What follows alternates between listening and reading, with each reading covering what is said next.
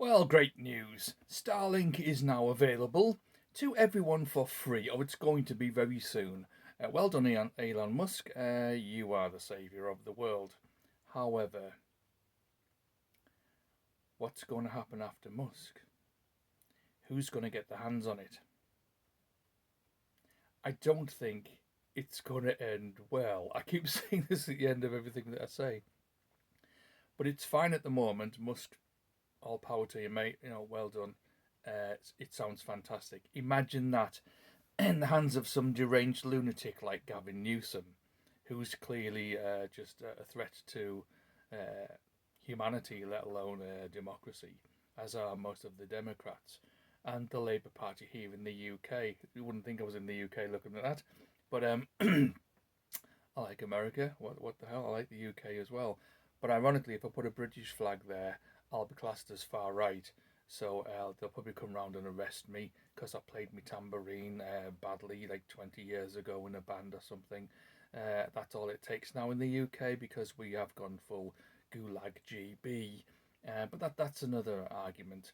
We have obviously a bunch of creeps in at the moment in power, and I would hate to think that they had any more power. It's bad enough that they have their hands on some nuclear submarines.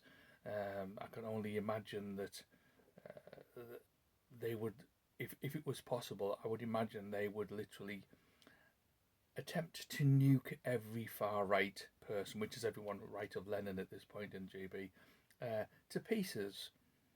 Which also now gets us onto implants. Musk also thought that was a good idea, and I can't see any benefit to it.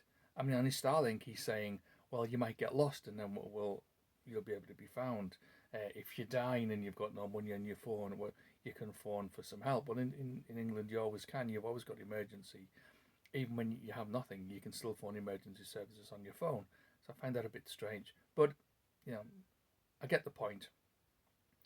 It has, like everything, it has the potential for greatness. And like everything, like democracy, it has the power to instantly turn itself off. If anyone thinks that Britain, was the world leader in democracy, which I think we were, and it's been shown to be abused beyond belief. Khan, the mayor of London, the clown mayor of London, who is clearly a little Trojan horse, he's been put in there to destroy London, which he's done. Belgravia's just free of all the posh people that used to live there. And you've got all the lefties going, yes, that's what we need to do. Move the homeless in there. And you go, so who's going to pay? We need people with money here to pay taxes, to pay for all of the people that have no money. If you honestly think you're paying for the NHS and I'm paying for the NHS, we're not. It's all the people with money who are paying. Like 1% of their tax represents an awful lot of hours.